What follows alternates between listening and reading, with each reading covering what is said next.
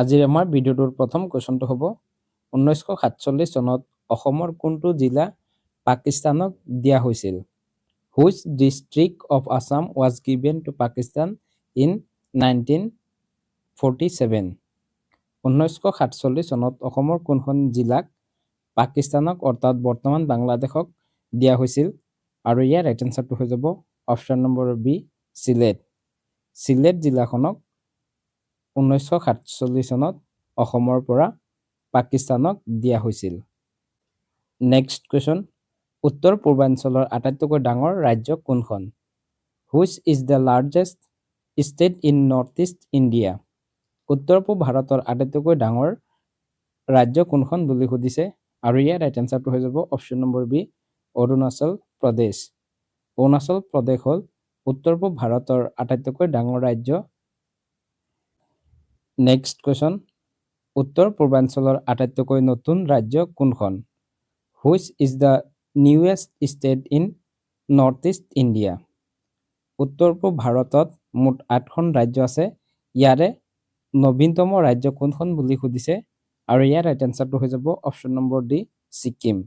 ছিকিম হ'ল উত্তৰ পূৰ্বাঞ্চলৰ আটাইতকৈ নবীনতম ৰাজ্য, যিখন 1975 চনত এখন পৃথক ৰাজ্য হিচাপে গঠন হয়। নেক্সট কুৱেশ্যন, প্ৰথম শৰাইঘাট দলং কোন বছৰত নিৰ্মাণ কৰা হৈছিল? The first Saraighat bridge was constructed in which ইয়াৰ? শৰাইঘাটৰ ফাৰ্ষ্ট দলংখন কিমান চনত মুকলি কৰা হৈছিল বুলি সুধিছে, আৰু ইয়াৰ ৰাইট এনচাৰটো হৈ যাব অপশ্যন নম্বৰ এ 1962 চনত। 1962 চনত শৰাইঘাটৰ প্ৰথম দলংখন মুকলি কৰা হৈছিল, আৰু এইখন মুকলি কৰিছিল সেই সময়ৰ প্ৰধানমন্ত্ৰী পণ্ডিত জৱাহৰলাল নেহেৰুৱে। নেক্সট কুৱেশ্যন, কুৰুক্ষেত্ৰৰ যুদ্ধত পাণ্ডৱৰ বিৰুদ্ধে কোনজন অসমীয়া ৰজাই যুঁজিছিল?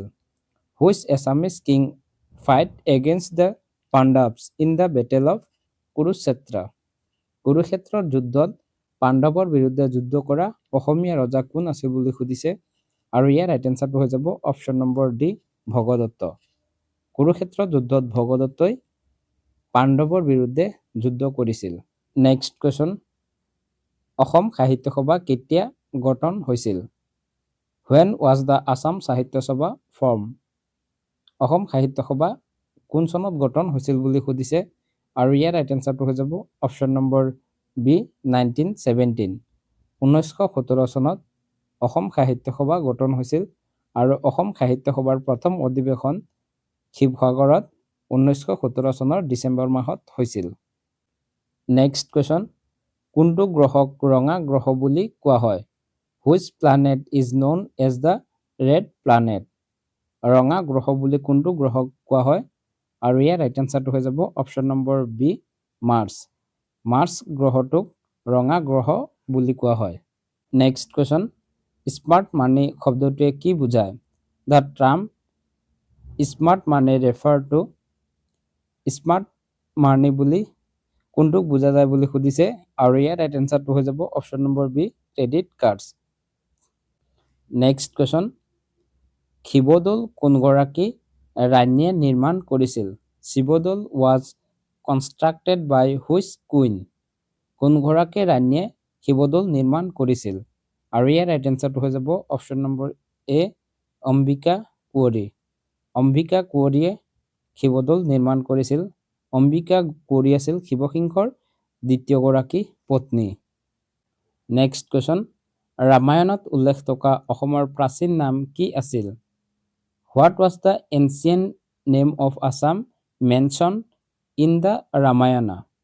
ৰামায়ণত উল্লেখ থকা অসমৰ প্ৰাচীন নাম কি আছিল বুলি সুধিছে, আৰু ইয়াৰ ৰাইট এনচাৰটো হৈ যাব অপশ্যন নম্বৰ এ প্ৰাগজ্যোতিষ। প্ৰাগজ্যোতিষ আছিল অসমৰ প্ৰাচীন নাম, আৰু এই প্ৰাগজ্যোতিষৰ ৰাজধানী আছিল প্ৰাগজ্যোতিষপুৰ। নেক্সট কুৱেশ্যন, উত্তৰ পূব ভাৰতৰ সৰ্ববৃহৎ ৰাষ্ট্ৰীয় উদ্যান কোনখন?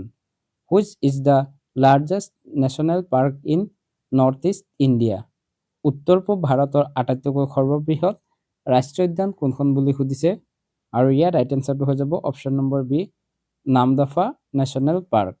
নামদফা নেশ্যনেল পাৰ্কখন হ'ল উত্তৰ পূব ভাৰতৰ আটাইতকৈ ডাঙৰ ৰাষ্ট্ৰীয় উদ্যান আৰু এইখন আছে অৰুণাচল প্ৰদেশত। নেক্সট কুৱেশ্যন, মেঘালয় কেতিয়া ৰাজ্য হিচাপে গঠন হৈছিল? When was Meghalaya formed as a state? মেঘালয়ে কেতিয়া এখন পৃথক ৰাজ্য হিচাপে গঠন হৈছিল বুলি সুধিছে আৰু ইয়াৰ ৰাইট এনচাৰটো হৈ যাব অপশ্যন নম্বৰ চি 1972 চনত। 1972 চনত মেঘালয়া এখন পৃথক ৰাজ্য হিচাপে গঠন হৈছিল। নেক্সট কুৱেশ্যন, মাটিকালিৰ ক্ষেত্ৰত উত্তৰ পূৰ্বাঞ্চলৰ আটাইতকৈ সৰু ৰাজ্য কোনখন? Which is the smallest state in northeast India in terms of area? মাটিকালিৰ ক্ষেত্ৰত উত্তৰ পূব ভাৰতৰ আটাইতকৈ সৰু ৰাজ্য কোনখন বুলি সুধিছে আৰু ইয়াৰ ৰাইট এনচাৰটো হৈ যাব option number B Sikkim. Sikkim হ'ল উত্তৰ পূব ভাৰতৰ আটাইতকৈ সৰু ৰাজ্য আৰু আটাইতকৈ ডাঙৰ ৰাজ্যখন হ'ল অৰুণাচল প্ৰদেশ। নেক্সট কুৱেশ্যন, উত্তৰ পূৰ্বাঞ্চলৰ কোনখন ৰাজ্যত বাঁহ নৃত্য প্ৰচলিত? Bamboo dance in famous in which north east state? উত্তৰ পূৰ্বাঞ্চলৰ কোনখন ৰাজ্যত বেম্বো ডান্স ফেমাছ বুলি সুধিছে আৰু ইয়াৰ ৰাইট এনচাৰটো হৈ যাব অপশ্যন নম্বৰ এ মিজোৰাম। মিজোৰামত বাঁহ নৃত্যৰ প্ৰচলন আছে। নেক্সট কুৱেশ্যন, ভাৰতীয় সংবিধানৰ 243 কে অনুচ্ছেদ কিহৰ সৈতে জড়িত? Article 243 K of the Indian Constitution is related to? ভাৰতীয় সংবিধানৰ 243 কে এই অনুচ্ছেদটো কিহৰ লগত জড়িত বুলি সুধিছে আৰু ইয়াৰ ৰাইট এনচাৰটো হৈ যাব option number B panchayat election. Panchayat নিৰ্বাচনৰ সৈতে অনুচ্ছেদ 243 কে জড়িত। নেক্সট কুৱেশ্যন, বন্দে মাতৰম গীতটোৰ লেখক কোন? Who is the author of Vande Mataram? Vande Mataram গীতটো কোনে লিখিছিল বুলি সুধিছে আৰু ইয়াৰ ৰাইট এনচাৰটো হৈ যাব অপশ্যন নম্বৰ এ বংকিম চন্দ্ৰ চেটাৰ্জী। বংকিম চন্দ্ৰ চেটাৰ্জীয়ে বন্দে মাতৰম গীতটি ৰচনা কৰিছিল। নেক্সট কুৱেশ্যন, বিশ্বৰ আটাইতকৈ ডাঙৰ মহাসাগৰ কোনখন? Which is the largest ocean in the world? বিশ্বৰ আটাইতকৈ ডাঙৰ মহাসাগৰ কোনখন বুলি সুধিছে আৰু ইয়াৰ ৰাইট এনচাৰটো হৈ যাব option number D Pacific. Pacific অৰ্থাৎ প্ৰশান্ত মহাসাগৰ হ'ল বিশ্বৰ আটাইতকৈ ডাঙৰ মহাসাগৰ। ইয়াৰ উপৰিও যদি সোধে বিশ্বত কেইখন মহাসাগৰ আছে তেতিয়াহ'লে এনচাৰটো হৈ যাব 5খন। বিশ্বত মুঠ 5খন মহাসাগৰ আছে। নেক্সট কুৱেশ্যন, ৰাজ্যসভাৰ অধ্যক্ষ কোন? Who is the chairman of Rajya Sabha? ৰাজ্যসভাৰ অধ্যক্ষ কোন বুলি সুধিছে আৰু ইয়াৰ ৰাইট এনচাৰটো হৈ যাব option number D vice president of India. ভাৰতৰ উপ ৰাষ্ট্ৰপতি হ'ল ৰাজ্যসভাৰ অধ্যক্ষ। নেক্সট কুৱেশ্যন, মানুহ এজন ৰাজনৈতিক প্ৰাণী এই কথাষাৰ কোনে কৈছিল? Man is a political animal who said this? এই কথাষাৰ কোনে কৈছিল বুলি সুধিছে আৰু ইয়াৰ ৰাইট এনচাৰটো হৈ যাব অপশ্যন নম্বৰ চি এৰিষ্টটল। এৰিষ্টটলে মানুহ এজন ৰাজনৈতিক প্ৰাণী বুলি কৈছিল। নেক্সট কুৱেশ্যন, লালকিল্লা কোনে নিৰ্মাণ কৰিছিল? The Red Fort was build by? Lal Qila কোনে নিৰ্মাণ কৰিছিল বুলি সুধিছে আৰু ইয়াৰ ৰাইট এনচাৰটো হৈ যাব অপশ্যন নম্বৰ ডি শ্বাহজাহান। শ্বাহজাহানে লালকিল্লা নিৰ্মাণ কৰিছিল। নেক্সট কুৱেশ্যন, কিমান চনত ভাৰত স্বাধীন হৈছিল? In which year did India become independent? Bharat কেতিয়া স্বাধীন হৈছিল বুলি সুধিছে আৰু ইয়াৰ ৰাইট এনচাৰটো হৈ যাব অপশ্যন নম্বৰ চি 1947 চনত। 1947 চনৰ 15 আগষ্টত ভাৰত স্বাধীন হৈছিল। নেক্সট কুৱেশ্যন, শ্বেত বিপ্লৱ কিহৰ সৈতে জড়িত? White revolution is related to? শ্বেত বিপ্লৱ কিহৰ লগত জড়িত বুলি সুধিছে আৰু ইয়াৰ ৰাইট এনচাৰটো হৈ যাব option number D milk production. Milk অৰ্থাৎ গাখীৰ উৎপাদনৰ লগত জড়িত শ্বেত বিপ্লৱ। নেক্সট কুৱেশ্যন, অলিম্পিকত ভাৰতৰ হৈ প্ৰথমটো ব্যক্তিগত স্বৰ্ণ পদক কোনে জয় কৰিছিল? Who won the first individual gold medal for India in Olympics?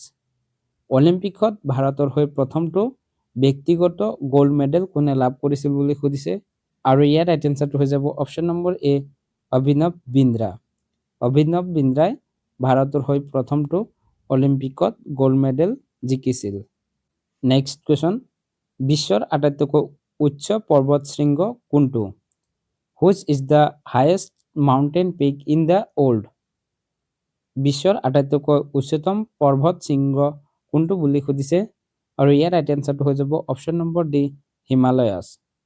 Himalaya হ'ল বিশ্বৰ আটাইতকৈ উচ্চতম পৰ্বত শৃংগ আৰু এই হিমালয় পৰ্বত শৃংগটো নেপালত অৱস্থিত।